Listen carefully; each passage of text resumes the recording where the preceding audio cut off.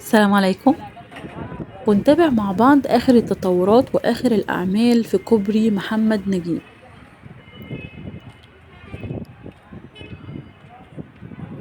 زي ما احنا شايفين طبعا انتشار المعدات على طول الشارع وطول الكورنيش قصاد شارع محمد نجيب، وهنا في المنطقة دي المكان المخصص للمرور من الجهة التانية للبحر أو الجهة التانية للطريق اللي على البحر علشان الدخول لشارع محمد نجيب أو الخروج منه، لأن طبعا باقي الطريق الناحية التانية مقفول، محدش هيعرف يعدي منه، مع وجود طبعا المعدات والأشغال والأعمال وكده، فطبعا بيبقى خطر إن حد يعدي من هناك. زي ما احنا شايفين الكوبري تم تركيب الكاميرات بطول الطريق اللي قصاد محمد نجيب. تم تركيب كاميرات حديد كمان، والأعمدة تم الانتهاء منها، يعني يعتبر الكوبري في خطواته الأخيرة.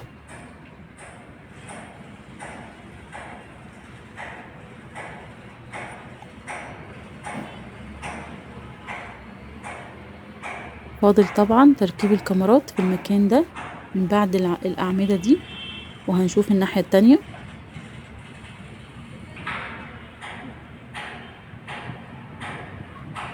كده فاضل تركيب الكاميرات ما بين الأعمدة دي ودي، وبعد كده طبعا نزلة الكوبري. هنشوف مع بعض مكان نزلة الكوبري ومكان الطالعة منه، وهنشوف كمان مكان نفق عاملينه قصاد بوابة للشاطئ المقابل. زي ما احنا شايفين مع بعض فاضل مكان أو مكانين بس يتركب فيهم الكاميرات، ويبقى الكوبري اتركب فيه كل الكاميرات.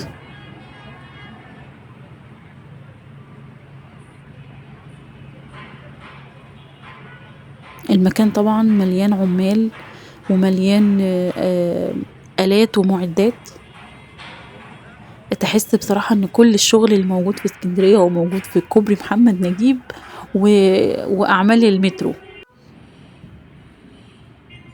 طول ما انت ماشي كمان على طول الكورنيش هيقابلك العمال اللي شغالين في الكوبري.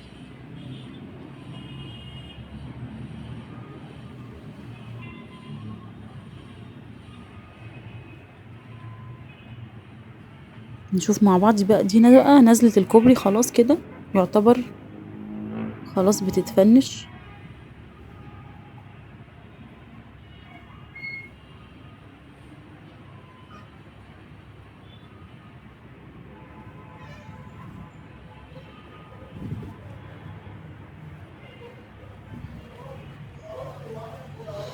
هنروح لحد هناك وهنشوف، هنصور كمان النفق اللي عملوه.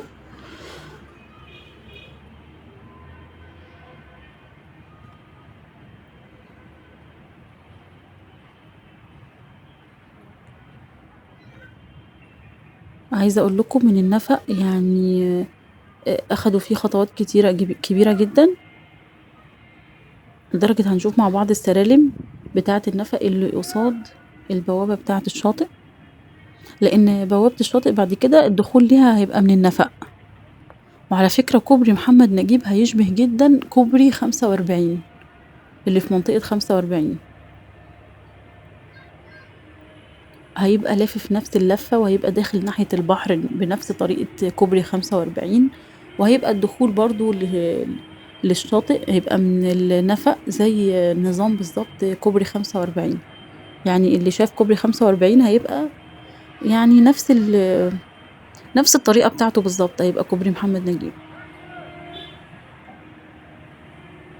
وبالمناسبة على فكرة كوبري 45 ده ظهر كده، يعني اتعمل في وقت قياسي، مجرد ما تشال أعمال الحفر واللي كده في الكوبري، مجرد ما لقينا الكوبري ظهر والدنيا اتنظمت. هنا دي نزلة الكوبري اهو، كوبري محمد نجيب. العمال طبعا منتشرين في كل المكان، والمعدات.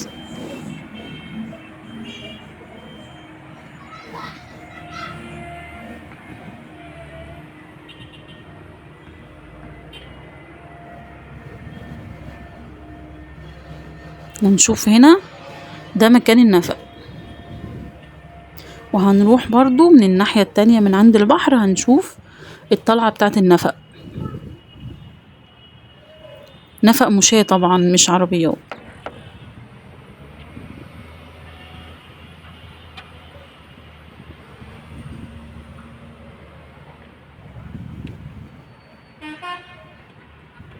بصوا طبعا بعد ما تم إلغاء الجهة دي خالص من الطريق، بقت جهة واحدة بس رايح جاي، يعني فيها تكدس فظيع طبعا بسبب إلغاء الجهة التانية من الطريق.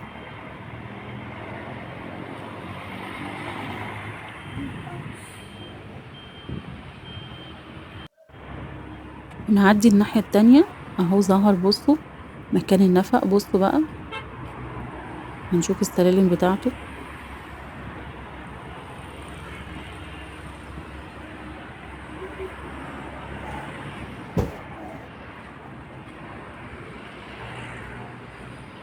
بصوا تحسوا خلاص ان النفق حقيقي بقى جاهز. السلالم موجودة والرخام اللي بيبقى فيه وكل حاجة.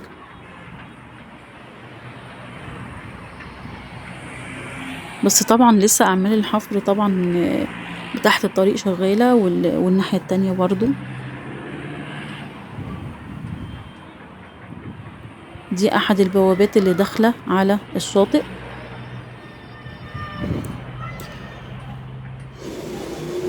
وقصاد شارع محمد نجيب كان الشاطئ ده كان شاطئ تقريبا إيناس حقي او شاطئ اسحاق حلمي. بيقال ان هما هيتم دمجهم في شاطئ واحد، يعني هيبقى هما الاتنين شاطئ واحد باسم إيناس حقي. ونشوف اعمال بقى الكوبري من الناحية التانية بتظهر اوضح. دي النازلة بتاعت الكوبري زي ما قلنا، سيبنا النفق كده ورانا. دي البوابة اهي بقى بتاعت الشاطئ على ايدنا الشمال.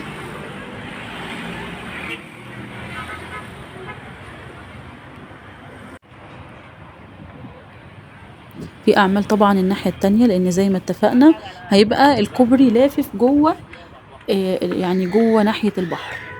هيبقى لافف كده زي كوبري 45، هيبقى يعني اللي قاعد في الشاطئ هيبقى فوقيه الكوبري.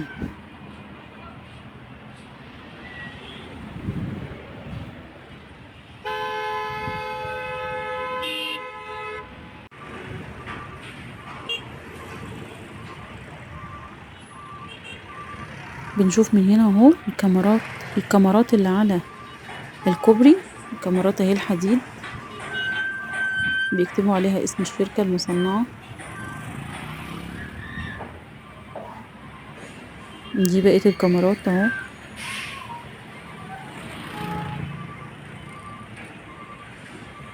وهنا الشغل، الأعمال طبعا شغالة. الله أكبر ما شاء الله. حاسة ان الموضوع بصراحة بصوا يعني في الإنجاز. المشروع ماشي فعلا على قدم وساق، مفيش أي تباطؤ أو مفيش أي يعني وقت كبير مفيش. يعني أنا حاسة ان المشروع فعلا بيظهر أسرع، والشغل فيه من نار.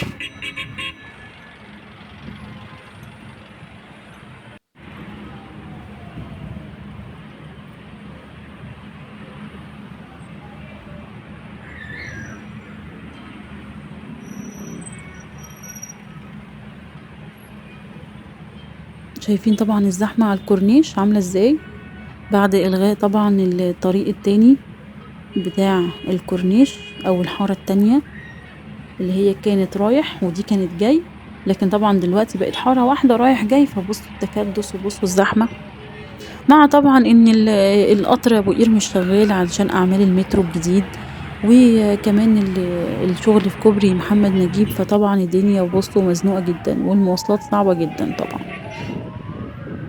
واخيرا شفنا البحر بعد ما مشينا شوية من بعد الاعمال والمعدات والكوبري. اخيرا ظهر البحر. طبعا المنطقة دي بصوا اتحرمت من منظر البحر علشان الشغل في كوبري محمد نجيب.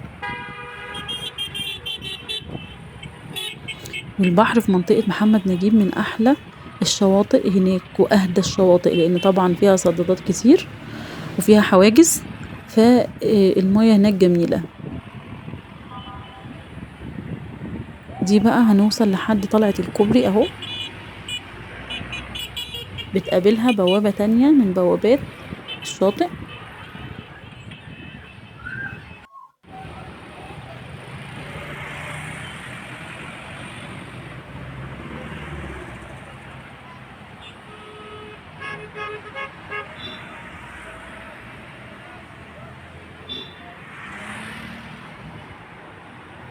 وبكده أكون نقلت لكم آخر أعمال كوبري محمد نجيب وآخر التطورات في المشاريع القايمة في اسكندرية.